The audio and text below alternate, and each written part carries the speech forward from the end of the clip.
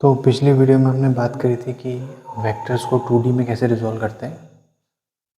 इस समय हम बात करेंगे कि वेक्टर्स को 3 डायमेंशन में कैसे रिजॉल्व करते हैं और उसके बेसिस पे जो हमारे क्वेश्चंस बन रहे हैं अभी तक, जो हमने रिजोल्यूशन के बारे में पढ़ा है, तो उस पर हम क्वेश्चंस भी करेंगे।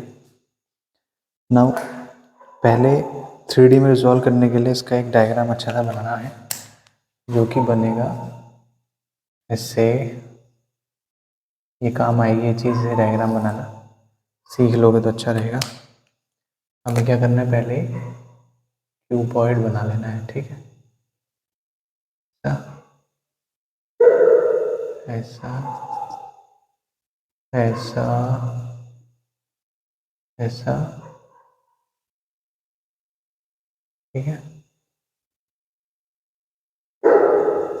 ये हमने क्यूबॉइड बना लिया और ये हमारा वेक्टर है। दिस इज आवर वेक्टर,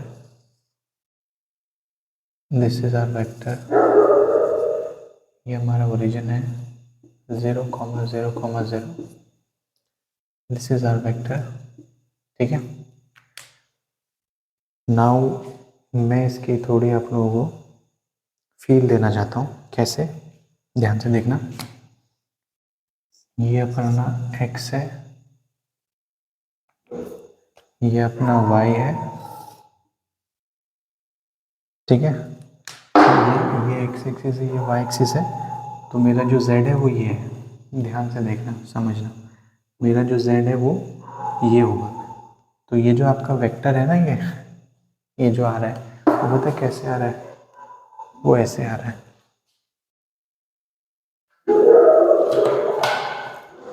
वो ऐसे आ रहा है, ध्यान से देखना।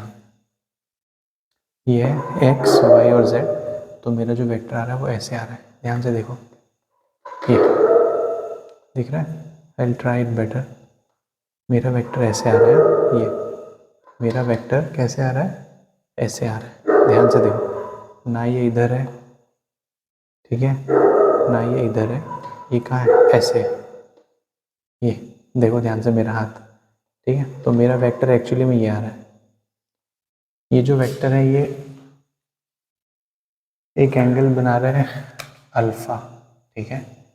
अल्फा एंगल बना रहा है विद दी एक्स एक्सिस, ये वाई एक्सिस और ये जेड एक्सिस है। तो ये जो एंगल बना रहा है वो अल्फा बना रहा है with x axis, Y axis के साथ बना रहा है बीटा, और जो जेड एक्सिस है, ठीक है, उसके साथ बना रहा है ऐसे गामा, ठीक है। अल्फा बीटा गामा बना रहा है। मैं यहाँ पे समझा भी देता हूँ। जैसे ये है मेरी जेड एक्सिस, तो ये जो मेरा वेक्टर है ना, ये देख, इधर ध्यान से देखना। ये जो मेरा वेक्टर है ये एक्स एक्सिस के साथ, यानी कि ऐसे, ठीक है। ये जो मेरा वेक्टर है ऐसे बना रहा है अल्फा, ऐसे बना रहा है, जिधर को मैं इसको झुका रहा हूँ, ऐसे बना रहा है बीटा, और ऐसे बना रहा है गामा। ध्यान से देखना, ऐसे अल्फा बना रहा है इसके साथ, एक्स के साथ, वाई के साथ बीटा बना रहा है, और जेड के साथ गामा बना रहा है। ये ऐसे है मेरा एंगल, ये अल्फा बीटा और ये गामा, ठीक है। तो ये 3D वाली फील है। तो अब हमें इसको रिजॉल्व करना है along the x y and z axis. ये बात तो समझ में आती है कि हम किसी भी वेक्टर को रिजॉल्व क्यों कर रहे हैं। हम रिजॉल्व इसीलिए कर रहे हैं क्योंकि वो वेक्टर किसी पर्टिकुलर डायरेक्शन में नहीं है, वो डायरेक्शंस के बीच में है। और अगर वो डायरेक्शंस के बीच में है तो हमें उसके कंपोनेंट्स चाहिए जो डायरेक्शंस के अलोंग हो, ताकि हम अपनी कैलकुलेशंस कर सकें, ठीक है। तो मैंने बताया था ना, मैंने पिछले वीडियो में क्या बताया था कि एंगल की तरफ कौन होता है, कॉस वाला। एंगल की तरफ होता है कॉस वाला। तो ये जो वेक्टर है मेरा, ये एक्स एक्सिस के साथ क्या एंगल बना रहा है, अल्फा बना रहा है। तो एक्स एक्सिस की तरफ जो कंपोनेंट होगा, जो कि ऐसा दिखेगा, जो एक्स एक्सिस की तरफ मेरा कंपोनेंट है ना, ऐसे वाला, ये क्या होगा, ऐसे वाला। ये होगा वेक्टर का magnitude times the cos of this angle with the x axis, समझ में। वहीं पे वाई एक्सिस की तरफ जो मेरा कंपोनेंट होगा वो होगा एंगल का, ये वेक्टर का magnitude times the cos of this angle, कौन सा, बीटा, समझ में, magnitude times cos of this angle. देखो एंगल की तरफ क्या होता है, कॉस, ये एंगल बना रहा है बीटा वाई के साथ, तो वाई की तरफ जब मैं इसको ले जाऊंगा तो मेरा बनेगा कॉस बीटा वाला, और जेड से बना रहा है गामा, तो जब मैं जेड की तरफ झुकाऊंगा यानी कि मैं जेड के अलोंग इसका कंपोनेंट अगर बनाऊंगा तो वो बनेगा कॉस गामा। ठीक है, तो अपने पास क्या मिला, अपने पास जो कंपोनेंट मिला वो एक्स का ओ ए एक्स बोल देते हैं। ठीक है, ओ ए वैक्टर का एक्स कंपोनेंट क्या हो जाएगा, मैग्नीट्यूड ऑफ वेक्टर यानी कि O A times cos of the angle with the X axis, cos of alpha. ठीक है, फिर जो ओ ए है इसका मुझे वाई के अलोंग चाहिए तो क्या हो जाएगा, मैग्नीट्यूड ऑफ वेक्टर यानी कि O A times cos of the angle with Y axis, Y axis के साथ क्या बन रहा है, बीटा बन रहा है, कॉस बीटा। देन हमको चाहिए z के अलोंग, ओ ए वेक्टर का जो कंपोनेंट है z के अलोंग वो हो जाएगा वेक्टर का मैग्नीट्यूड जो कि है ओ ए, ठीक है, times the cos of the angle that it makes with the z axis, z axis के साथ क्या बना रहा है, गामा बना रहा है, कॉस गामा। तो जो मेरा ओ ए वेक्टर है, जो मेरा ओ ए वेक्टर है उसको मैं कैसे लिख सकता हूँ,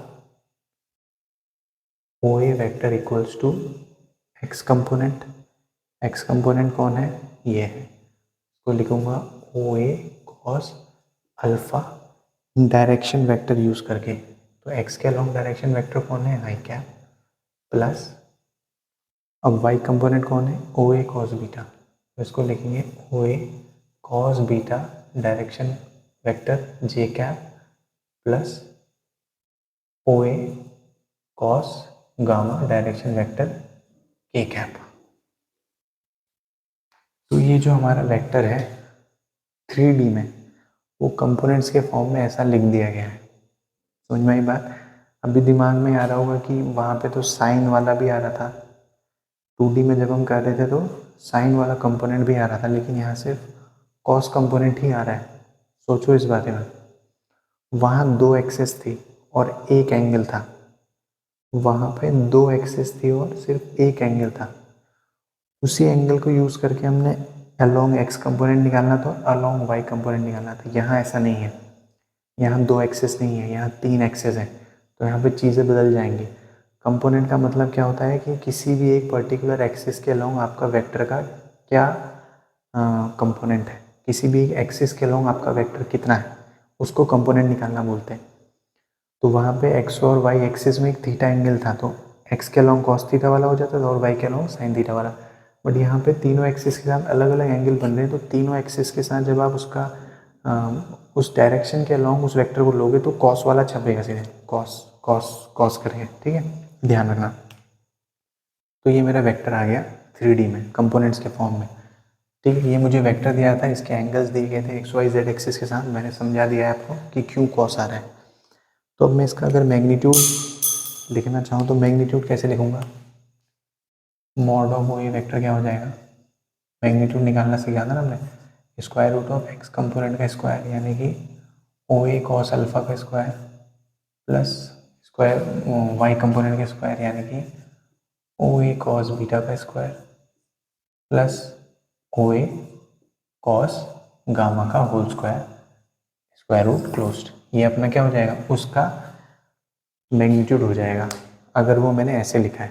ठीक है, ध्यान रखना, किसी भी वेक्टर को हम ऐसे लिख सकते हैं 3D में, जो अल्फा बीटा गामा एंगल बना रहा है एक्स वाई जेड के साथ, और अगर वो उसको ऐसे लिख दिया तो आप उसका मैग्नीट्यूड ऐसे निकाल सकते हो।